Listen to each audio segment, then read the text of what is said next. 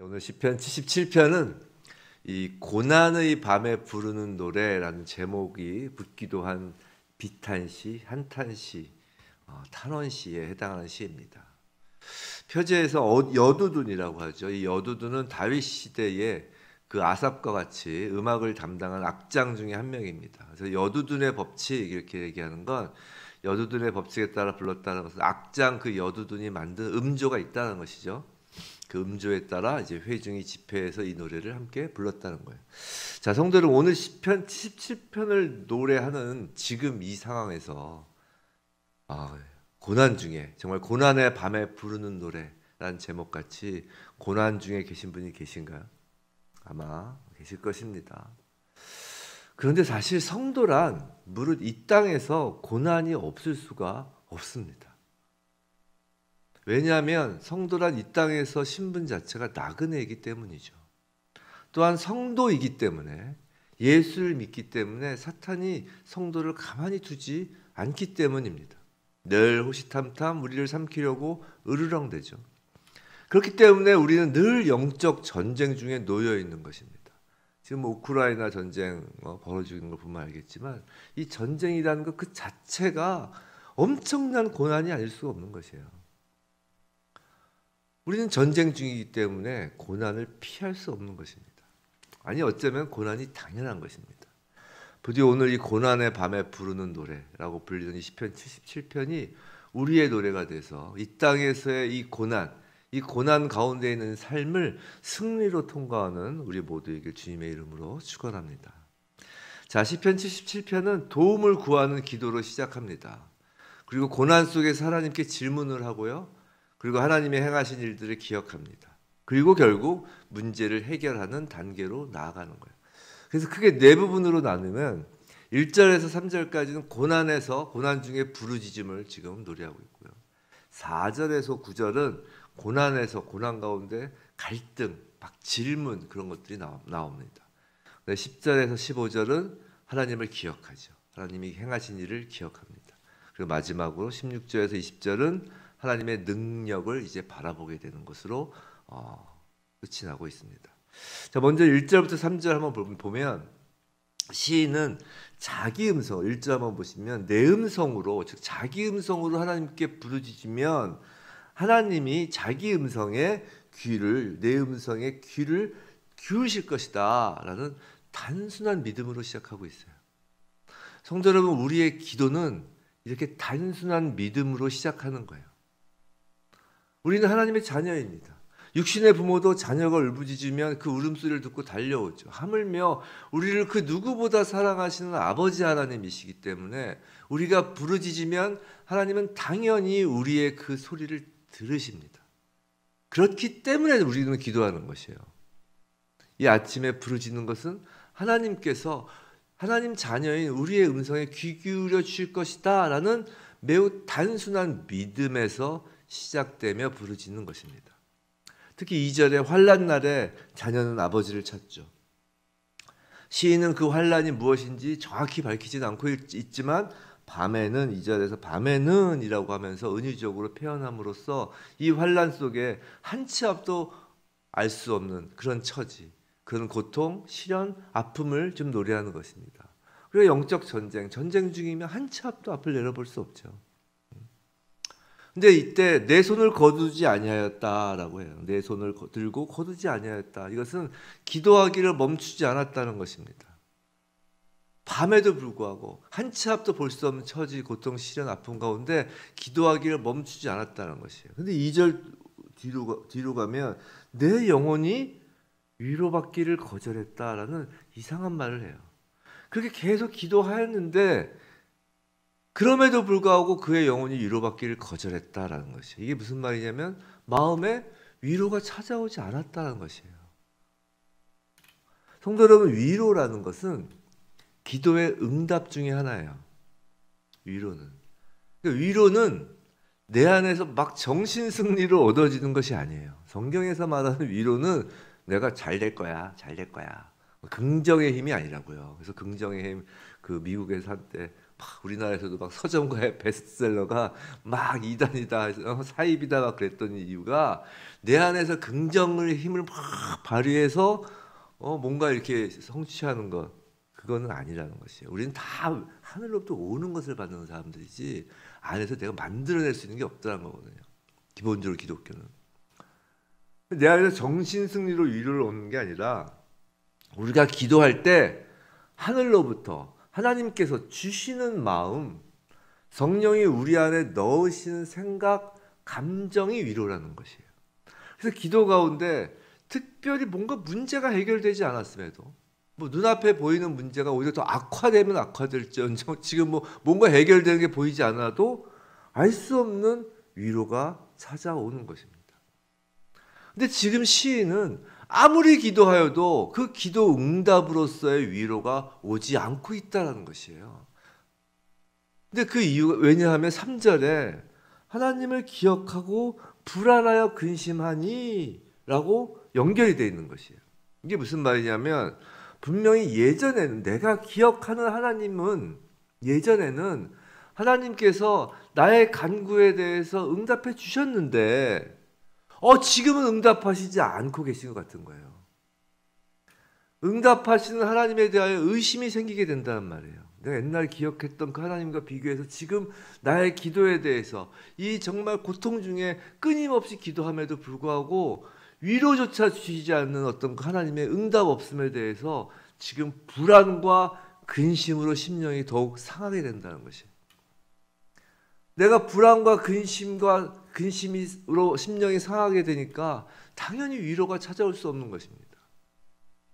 지금 무슨 말이냐면 시인에게 있어서 불안과 근심은 자신이 직면한 고난 때문이 아니라는 것이에요. 성도 여러분, 우리가 불안하고 근심하는 건 우리의 고난 때문이 아닌 거예요. 사실 하나님이 주시기만 하면 그 하나님 주신 위로와 평강을 받기만 하면 그 고난은 아무런 불안 근심이 될 수 없기 때문이죠.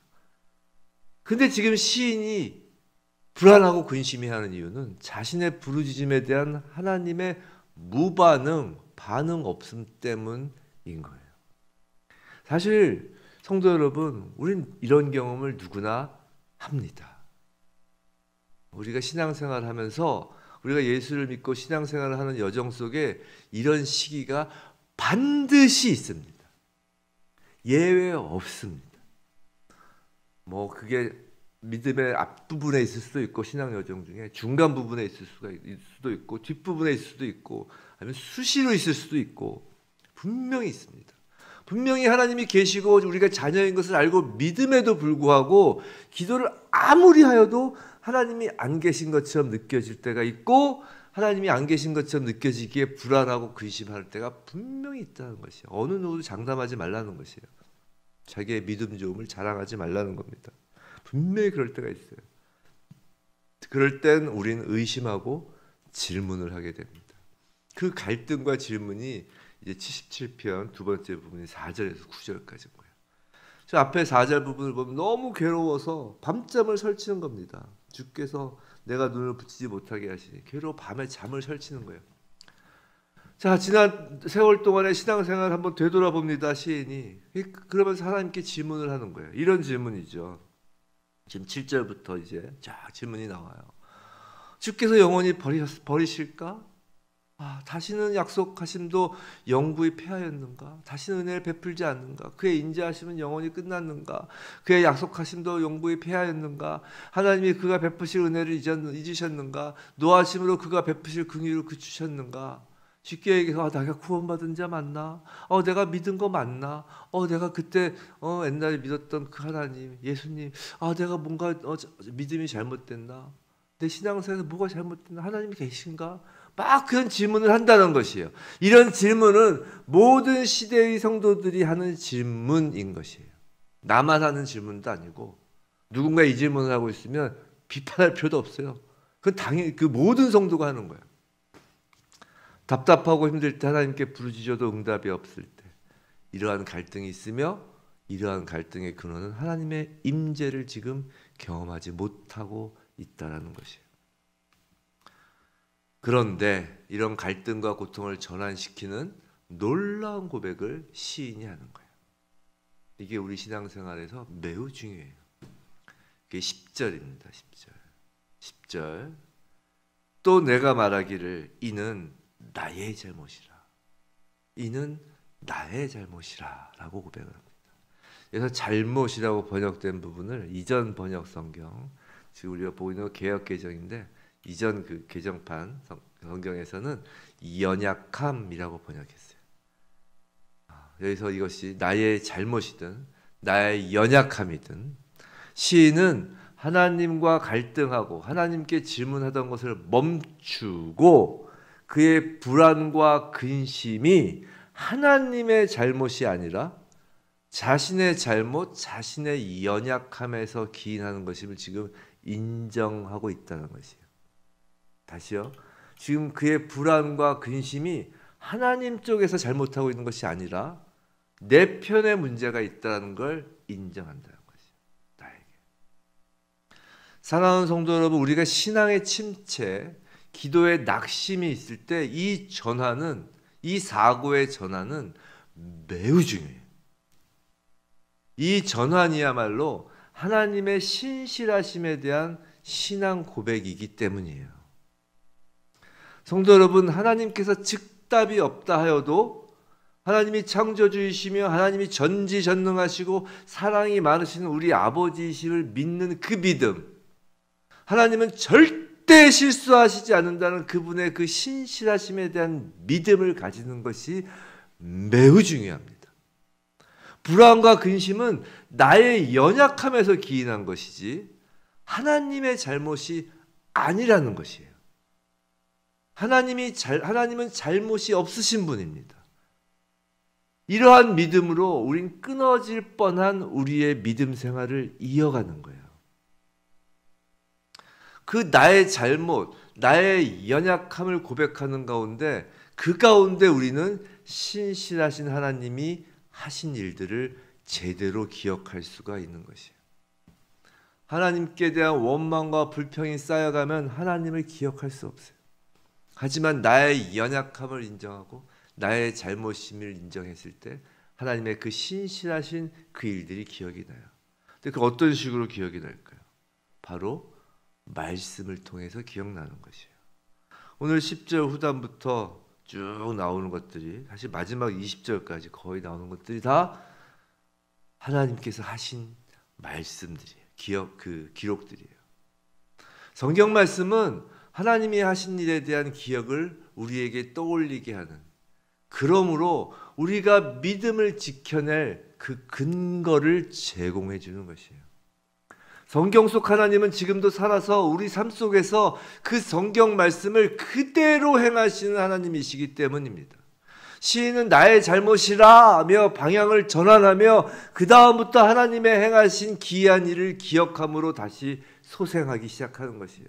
그 내용이 10절 후반 부분부터인데 야곱과 요셉의 그 자손을 속량하신 것처럼 15절에 나오죠. 야곱과 요셉의 자손을 속량하신 것처럼 그 하나님이 우리를 속량하심을 다시 기억해내는 것이에요.